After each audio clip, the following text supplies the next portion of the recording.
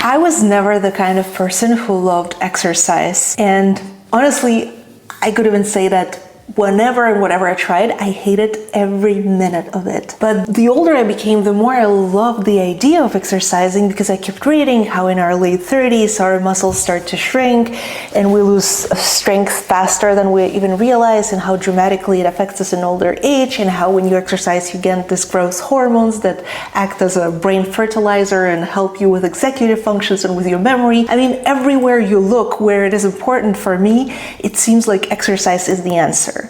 But I hate it.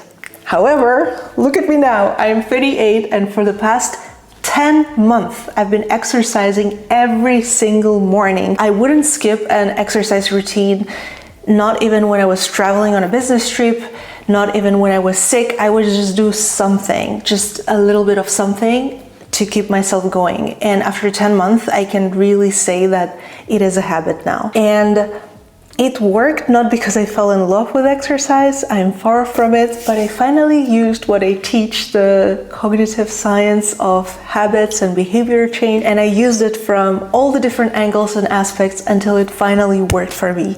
So here's what works. So first of all, when I used to try to get fit, I did what everyone else does. I would sign up for a gym once for an entire year.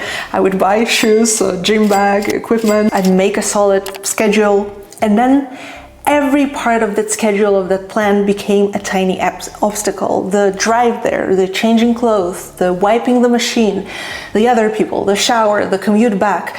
Just the whole setup was exhausting before I even started moving. And it's not about being unmotivated. There's real psychology behind it. Habits that involve too many linked actions, this is what they call complex behaviors, they almost always fall apart. Every extra step increases the likelihood that your brain will just say, maybe tomorrow. And B.G. Fogg, if you read his book Tiny Habits, he describes habits as this equation. Behavior happens when motivation, ability, and a trigger, a cue, come together. And if something isn't easy enough, if the ability part is low, then you need an enormous amount of motivation to do it, which, let's be honest, no one has every day.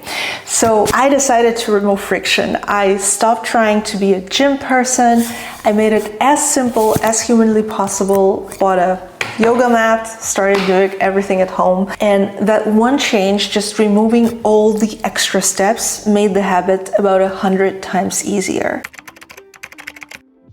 Another big shift was that I stopped thinking in terms of workouts. I wasn't trying to crush it or burn calories.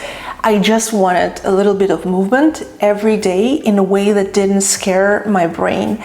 And I truly kept it tiny, 10 to 20 minutes, rarely 30, but sometimes even less than 10, like 6. I told myself that at the beginning, the point isn't intensity, the point is consistency. And that's exactly what neuroscience says works. Habits form through repetition, not through effort. And every time we do something in the same context, the brain starts bundling those actions into this automatic loop. So after a while, I did not have to negotiate with myself. My body just kind of knew. For me, morning, brushing my teeth, drinking my coffee, journaling, then exercise. And there's this dopamine thing, not the, pleasure high that people talk about, but a small reinforcement that I get after each completion, no matter how small. Simply finishing something, a little thing, releases a tiny bit of dopamine, which makes us more likely to repeat it. So by doing something tiny every single day, I was giving my brain dozens and dozens of little success signals, instead of this one painful failure signal once a week. Despite all this, I found that the hardest part was always starting, and not doing the exercise, but just, starting it. The first 30 seconds feel like a psychological wall. You know that it will be fine once you start, but I don't know, my brain keeps telling me, not yet, not yet. So I made a deal with myself that even if I don't feel like it at all, I can do the shortest possible session. I think it's 6 minutes on a channel that I watch. And to my surprise, quite often, if I do 6 minutes, I then just turn another workout for another 6 minutes to keep going. And there's actually a psychological explanation for it. It's called behavior activation. It's used in therapy for depression, actually, and it's based on this idea that action precedes motivation. You don't wait to feel motivated, you move first, you do the action, and then motivation follows.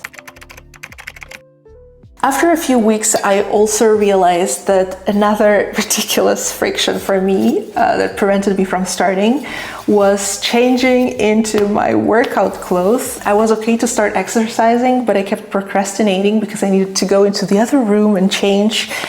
I know I'm hopeless, but look, I'm sharing this as it is because maybe it will help someone.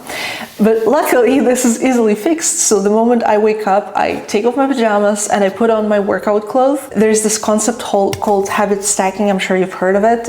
It means attaching a new behavior to something you already do. So for me, that anchor is literally waking up. I wake up, I go to the bathroom, I brush my teeth, take my pajamas off, weigh myself, put my workout clothes on, and now every morning I am dressed and ready to hit the mat. No matter how small or ridiculous your friction is, make sure to remove it.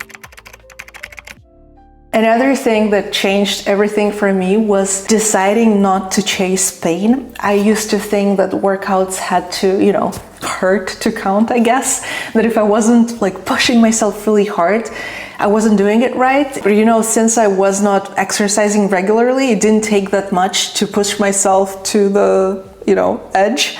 3 minutes and I was dying. And that experience would kill every bit of motivation I had every time I tried. So then I did the opposite. And I still do it. I start easy. I am easy, but I keep the middle just challenging enough to feel alive. So the whole thing together, easy, pleasant, more challenging, again, kind of pleasant, easy, I feel like it really balances my motivation. I am looking forward to a few more difficult sets towards the middle, and I'm looking forward to having this feeling of competency, from the self-determination motivation theory. I can do it, I finish strong, I can do it at the end because I'm not pushing myself as hard, I'm not gasping for air, or my muscles are not spasming and my legs are not shaking. I don't know, there is sort of a good balance there. Now, I talk about science a lot, but I also learned that, interestingly, there is one thing in science that actually does not work at all for me. Now, please tell me how it is for you, but there's this thing. They tell you that you need to pair temptation bundling. You need to pair something boring with something you like listening to a podcast while exercising to make it more pleasant. And apparently for some people it works great, but for me it makes everything worse. And I realized that trying to listen to, say, a book or watch a movie and move at the same time, it feels strangely tiring. My brain cannot relax. And I wasn't really listening to the book or the podcast, but I wasn't feeling or listening to my body either. And I think it's because attention load, because our brains have a limited pool of attention, and when we try to divide it between two demanding things, even if it's kind of different parts of brain that process it, like a challenging physical exercise and mental, both feel harder. Well, anyhow, I stopped this kind of multitasking, and instead I focus on my body. I feel how my muscles stretch, how they, the warmth in my muscles in my back and my arms. I think it's called introspective awareness. I'm tuning into what's happening inside my body. And research actually shows that people who do this do tend to enjoy movement more, and they handle the stress of the exercise better. So yeah, that's what I'm choosing to do, not multitasking and just doing one thing at a time. And actually, if I lose a bit of interest in exercise, the way for me to get back into it is focus on my body, truly being present as I do this. It feels really, really grounding and almost meditative. I really enjoy it, and I think it reignites my passion for movement. So really, that's about it. If you hate exercise, I get it, I really do. But maybe the problem isn't you, it's the design. Maybe we set ourselves up for a failure by making it too hard, too big, too unpleasant. Maybe if you strip it down and make it easy and short and consistent, your brain will start to trust it. You stop fighting yourself. That's what these 10 months have taught me. I did not become a gym person, but I became someone who moves a little every day and enjoys it.